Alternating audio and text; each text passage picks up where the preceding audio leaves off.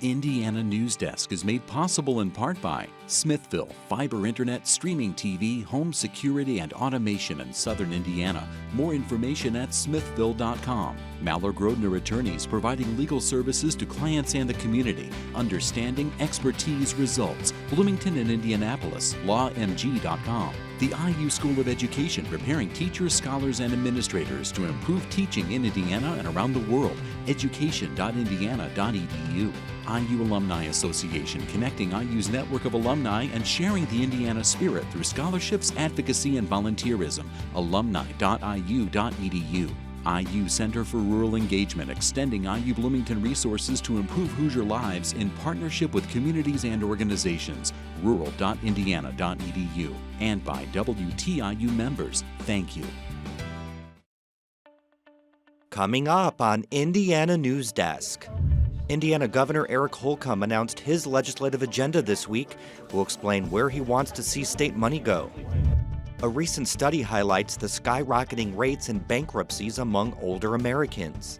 In between the 90s and now, the percentage of older Americans in bankruptcy has increased more than twofold. Ahead, we'll look at the challenges facing some of our most vulnerable citizens.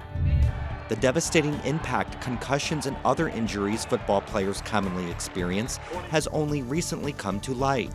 We'll explain why field conditions play an important role in what teams are doing to keep players safe. We want to make sure that our surfaces are as safe for our athletes and opposing teams' athletes as we can. That would be number one on our list. Those stories, plus the latest news headlines from across the state, right now on Indiana Newsdesk.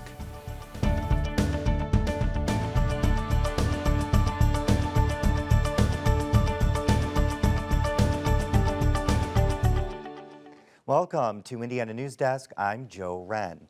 Governor Eric Holcomb announced his 2019 legislative agenda this week. His big priorities include expanding business tax credits, passing a hate crimes law, and increasing teacher pay. Workforce and economic development have long been at the top of Governor Holcomb's priorities, and his latest agenda includes several business tax credits and training grant expansions. But Holcomb rejects the notion he's just nibbling around the edges of the issues. There is no silver bullet. It's like an Indy race car where you're constantly tweaking to get a higher performance out of it. A notable new addition to Holcomb's agenda, passing a hate crimes law. And he says he prefers one that includes gender identity, which has been a sticking point in the debate.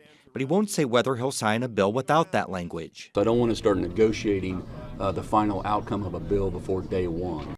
Holcomb's teacher pay raise plan is to create a framework this year with actual increases in the 2021 state budget. A recent study by the Consumer Bankruptcy Project found a drastic jump in the number of older adults filing bankruptcy. As Tyler Lake reports, the numbers indicate a worrying shift in the fortunes of elderly Americans. Beth Wentz's basement art studio is her refuge. Now see, these things like this I would enter in a show. She collects everything she can for her multimedia artworks. All of it can be a little overwhelming, but she has a system to make sense of it. That wasn't the case when it came to large amounts of credit card debt that she carried several years back. Wentz didn't know how to sort through that mess. Well, it did weigh heavily on my shoulders because there was no one I could share that with. I mean, I didn't want to say, oh, woe is me, because I caused this, but yet it just wore on my conscience constantly. Wentz says the debt became too much after she lost her job of 28 years. She paid what she could, but she knew something had to give. Like many elderly Americans, Wentz turned to bankruptcy, and she ended up working with the Senior Law Project, which is part of Indiana Legal Services. Most individuals who file in this country file for Chapter 7 bankruptcy, often referred to as the Fresh Start bankruptcy. Most Chapter 7 cases end in discharge, which erases unsecured debt such as credit card and medical debt. But while your debt is gone, the bankruptcy will stay on your credit report for a decade. Wentz knew that when she filed, but a fresh start is exactly what she needed. The bottom line is I knew I couldn't meet the payments that I had acquired or accumulated over a period of years. And looking at my age and looking at job-wise, this was the only option. And she isn't alone in those feelings. And between the 90s and now, the percentage of older Americans in bankruptcy has increased more than twofold. And as a percentage of the population, the bankrupt population, so people who actually file bankruptcy, it's increased 500%. Pamela Foey is one of the co-authors of the Consumer Bankruptcy Project report. She says everything from credit card debt to mounting medical bills causes many elderly people to file for bankruptcy. And she says there's a reason that this vulnerable segment of the population is having an especially hard time. So our social safety net has been tightened in recent years. For example, now Social Security full benefits start later, right? And this also occurred at the same time that employers moved from defined benefit to defined contribution retirement plans, shifting the risk of market collapses onto now older Americans. Seniors whose retirement funds took big hits as a result of the market losses in 2008 weren't in a position to work to put more money back into those funds. So the economic rebound really didn't do much to help them. According to that Consumer Bankruptcy Project report, median debt in households with older adults more than doubled from 2001 to 2013. For elderly folks who don't have the potential to go out and work to generate more income, that debt can be daunting. And that's before the calls from collection agencies start. Wentz got one at an art gallery she was working at part-time. I don't know how this guy got my phone number from where I worked, and he was calling, and it's kind of harassing, which I thought they couldn't do. Foey says that incessant phone calls are a common tactic for collection agents. And under that pressure, people can make life-altering mistakes. What they do and what our data seems to show is they cash out their retirement accounts. They use that money to pay off the medical bills because you need medicine to survive, and then they're left with nothing, and they can't keep up with their everyday expenses. That's a state of affairs Wentz understands all too well. When she lost her job, she lost her retirement account. So she's doing what she can to make ends meet. Foey says retirement funds are vital for seniors, so she has some advice for those who find themselves in a situation similar to Wentz's. This is a situation you're in. File bankruptcy. Don't cash out your retirement account. And while things are bad for seniors, they could end up worse for millennials. Foey says older Americans and the younger generation are in similar circumstances, but swap out housing debt for student loan debt. As for Wentz, she says there's plenty of life after bankruptcy, no matter how old you are. And she's determined to keep making her art and move on. I'm going to be able to clean my studio, get it together, and make art and sell it. So hopefully that's down the line. I'm aiming towards that. For Indiana Newsdesk, I'm Tyler Lake. Now for headlines, we go over to Barbara Brosier, who has the latest on this week's top stories. Thanks, Joe. Indiana Department of Veterans Affairs Director Jim Brown resigned late this week after an Indianapolis Star story detailed complaints about misuse of military relief dollars at the agency. The Star's report showed Brown okayed military family relief funds to department employees for more than the program's cap, while military veterans outside the agency were cut off at the limit. Brown defended his actions to the Star and expressed frustration over criticism he's received. Indiana's turnout for this year's general election was the best for a midterm in more than 2 decades. A little more than half of Indiana registered voters cast a ballot. That's a 70% increase from the last midterm in 2014. But unlike this year, that race didn't have a U.S. Senate race on the ticket. Indiana hasn't had more than 50% voter turnout in any midterm since 1994. Vigo County residents voiced their concerns with the proposed site of a new county jail during a public forum this week. Terre Haute mayoral candidate Pat Goodwin hosted the meeting. He says the forum gives residents and city leaders the chance to engage with each other on the controversial issue. I think that taxpayers deserve to have their elected officials standing before them and answering questions. We just haven't had that on this issue yet. Vigo County commissioners want to build the new jail at the former International Paper Mill. Some county residents are opposed to the idea and feel that location isn't the best option. County officials will have to present a status report on zoning issues related to the jail to a federal judge later this month. A program that teaches prisoners coding skills is expanding to a second Indiana facility. The Indiana Women's Prison became the first outside of California to offer the Last Mile program. Now those serving at one of the state's juvenile correctional facilities will get the same opportunity.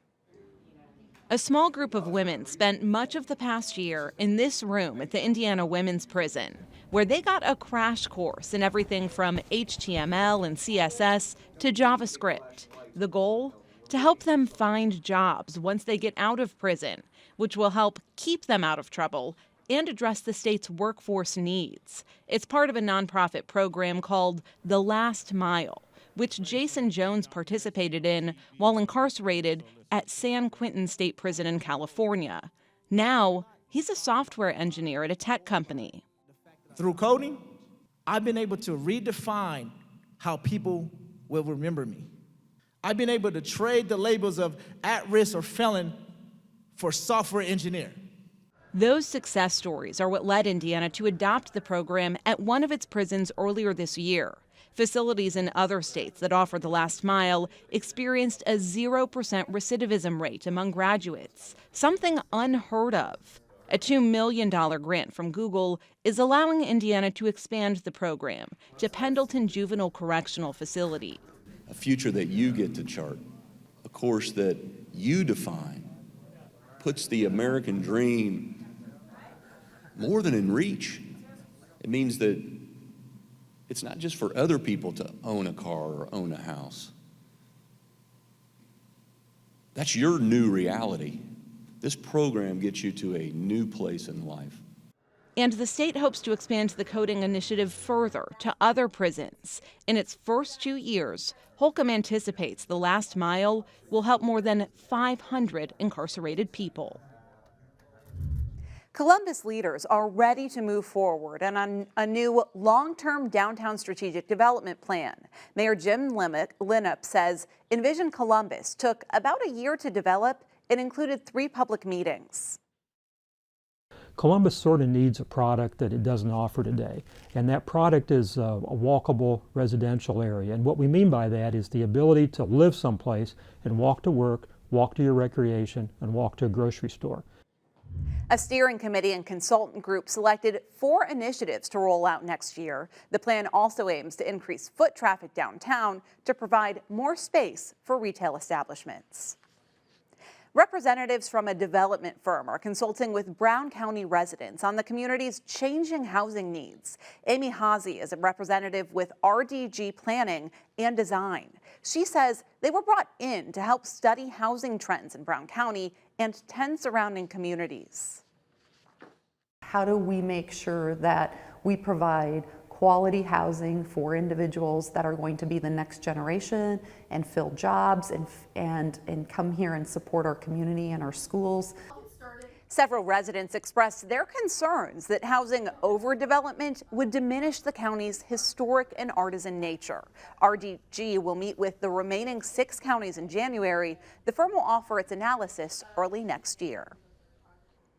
2 Bloomington breweries are joining a nationwide effort to raise relief money for victims of California's devastating Camp Fire. Sierra Nevada Brewing Company is headquartered in the Camp Fire zone in Northern California. They created the Resilience IPA to raise money for the Fire Relief Fund. Jake G. is the head brewer at Switchyard. He says they're working with Upland Brewing Company to make the beer together.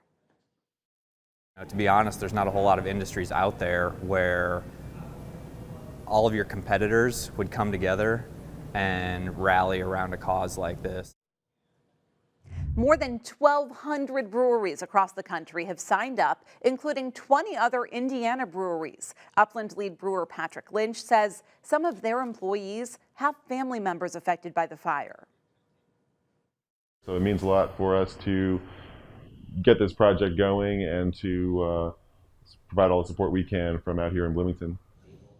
100% of the proceeds are being donated to relief efforts. The Resilience IPA will be available on tap at Switchyard and all Upland locations in January. Well, cheers to that, Joe. It's great to see local businesses collaborating for such a great cause. Yes, thank you very much, Barbara. Coming up next on Indiana Newsdesk. Students in IU's game design program are competing to move forward with original video game pitches. Ahead, we'll see one team's efforts to release the school's first virtual reality game to the public. And we head to Memorial Stadium. We'll explain what this crew is doing to ensure the football field is safe for players. These stories and more right here on Indiana Newsdesk. The WTIU WFIU news team connects Indiana to the world. We bring you the top news of the day on radio, TV, and online. We round up the stories that have people talking each week and dig deep into the issues that affect your community the most. The WTIU WFIU news team is where you are and telling your story.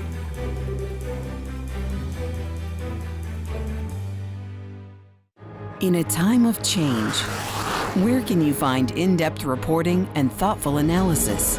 Washington Week on PBS. Join moderator Robert Costa. When I was at the Capitol this week, I encountered the same. And a panel of award-winning journalists. You're seeing a divided nation, and you're seeing. For insights and perspective. Tonight there was a key development in the Senate. You won't find anywhere else. What a week. Washington Week. Welcome back to Indiana Newsdesk. First-year students in Indiana University's game design program pitched their ideas for an original game to industry experts this week. Only a handful of those ideas will move forward in the program. As Taylor Haggerty reports, one successful team from last year's competition is developing the program's first virtual reality game. Students at the media school are developing the game design program's first virtual reality game. Griffin Park is leader of the development team. He says the game, called Batteries Included, is a tribute to Toy Story. You're a kid in your playroom, and your toys come to life, and you have to defend your castle from invading goblins and aliens and all sorts of toys that have taken over your playroom. As part of the design program, students have to pitch their games to a panel of industry professionals called the Shark Tank each December. Park's team made it through that process last year. Now they're hoping to complete the game and release it to the public. The tech is prohibitively expensive, and not everybody has this kind of setup. Park says he thinks one of their biggest struggles might be finding an audience. But virtual reality is gaining some traction in mainstream culture. Equipment is more affordable now than ever, and VR arcades like the one that opened in downtown Bloomington earlier this year provide the experience for people who don't want to purchase the system themselves. And research shows that VR is also being used as therapy for things like fear of heights and PTSD. IU professor Mike Sellers says that could be the future for this type of technology. If you think about how Google Maps has changed things, where you can say, what does that street look like? I'm thinking about getting an Airbnb, or I want to rent an apartment. What does this area look like? Well, now imagine doing that in a fully immersive situation. Park says he and his team hope to release Batteries Included in the spring of 2019. For Indiana Newsdesk, I'm Taylor Haggerty. Football is one of the most dangerous sports, but it's not just contact between players that results in them getting hurt. It's also contact with the field itself. Lindsay Wright joins us now with more on how teams are managing their fields in order to prevent unwanted injuries. Yeah, Joe, concussion prevention has been a growing conversation for the last several years. A part of that falls to folks maintaining the football fields. NFL teams are required to follow certain field guidelines, all in an effort to offer players a high-quality, safe place to play. And one collegiate team is following suit. It's about 2 a.m. at Lucas Oil Stadium, and these workers are going to be here all night. They're preparing for the Colts to play at 1.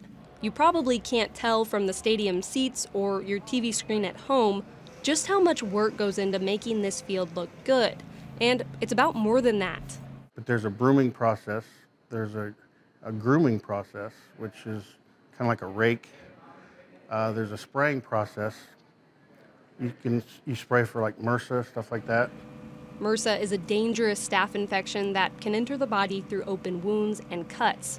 But the workers aren't just disinfecting the field, which is made up of artificial grass fibers that sits on top of layers of sand and rubber. These machines comb through the crumb rubber that's packed deep into the turf field and evenly disperse it. The goal is to make sure the field isn't too hard, but that it's also not too soft. The NFL requires teams to test fields for hardness up to 72 hours before each home game. And this is what the process looks like. They use what's called a Clegg impact tester, which drops a weight onto the field and provides a reading. They repeat the Clegg test in multiple spots on the field. It could be really good somewhere, and then where there's a lot of traffic, say golf carts and stuff coming in and out, now it could be too hard. The Clegg test has to measure within a certain range. After testing, Glendinning does a visual inspection of the field. And if he thinks the field looks good, he signs off on it. Okay, I'm happy. Glendinning says NFL teams have had to do this for a long time, but the league started to pay more attention to the testing within the last few years. He says the prep work is important. We had an instance last year that preseason, they painted the logo on some logos on the field, and they painted it too thick. Now we got a problem because a cleat wouldn't even go in it. Glendinning says multiple NFL officials were on site to ensure it got fixed before the teams played on the field. But he says most of the time there aren't close calls like that because the field crew has the tools to make sure the field is in proper shape. All their work ensures athletes are playing on a level field and are less likely to get an injury like a concussion. It's the reason Indiana University's sports turf management crew is following the NFL's lead. The NCAA doesn't require the testing. I was actually at a Big Ten facilities meeting a few years back and overheard another Big Ten university talking about how they Clegg test their field before every game to be proactive. And I thought it would be nice on our end to start implementing that. This year, the group started testing Memorial Stadium's field the day before each game. They want to get a reading under 200. Not bad, 89. Treadway says the stadium's field typically tests pretty well, but if it didn't, just like the Colts crew, they have ways to fix it.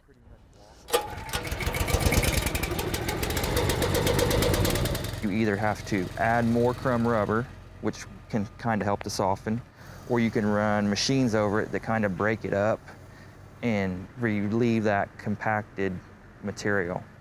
Before, the field was only tested a couple times a year. Treadway says the number one reason for doing it more often is to make sure players are safe. On a secondary level, it kind of gives us a gauge of, how our fields are holding up. If we're getting a field that's 6-7 years old and it's starting to test a lot higher than we would like, then, maybe we have to think about, starting to replace that field. Treadway says he anticipates the testing requirements will eventually trickle down from the NFL to the collegiate level, and Glendinning agrees. It should probably trickle down even farther than that, because a lot of these high schools now are getting these fields, and they're not maintained properly. The numerous hours spent preparing the field for a game may go unrecognized by the fans who will soon pack into these seats. But without a well-taken-care-of field, your favorite running back or wide receiver could end up on the sidelines. IU Turf Management is also testing other athletic fields at least a couple times a year. Glendinning says his crew also tests the Colts practice field in addition to the Lucas Oil Field. So, Joe, both of these organizations are going beyond the requirements to make sure things are safe. It can't be cheap, but you can see how that can be not kind of follow through to all the college teams too, as some of them want to stay with their real grass fields. Yeah, exactly. Yeah. Lindsay, thank you very much. Thanks. A miniature train display has been delighting Martinsville residents over the holiday season for the past 27 years. We hear from the resident who has been bringing his passion to his neighbors for all those years.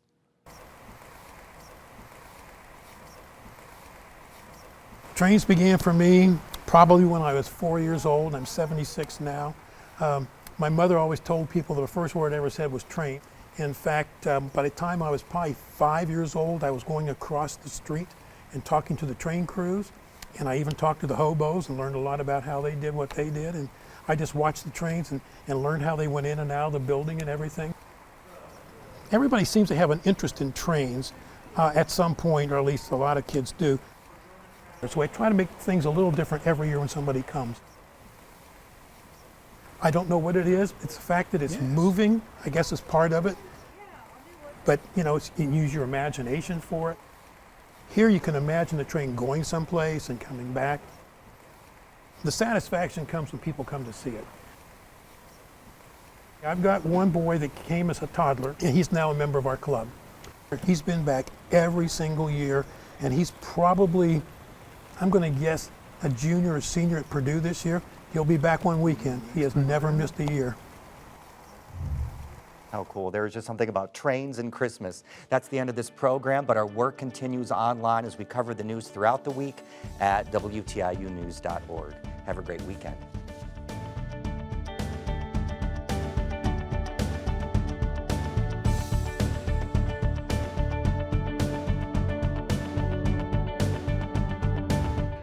Indiana Newsdesk is made possible in part by Smithville Fiber, the Gigacity Company, fiber internet, HD, and digital IPTV in southern Indiana. More information at smithville.com. Maller Grodner Attorneys, providing legal services to clients and the community. Understanding, expertise, results. Bloomington and Indianapolis, lawmg.com. The IU School of Education, preparing teachers, scholars, and administrators to improve teaching in Indiana and around the world. education.indiana.edu. IU Alumni Association, connecting IU's network of alumni and sharing the Indiana spirit through scholarships, advocacy, and volunteerism. alumni.iu.edu. IU Center for Rural Engagement, extending IU Bloomington resources to improve Hoosier lives in partnership with communities and organizations. rural.indiana.edu. And by WTIU members. Thank you.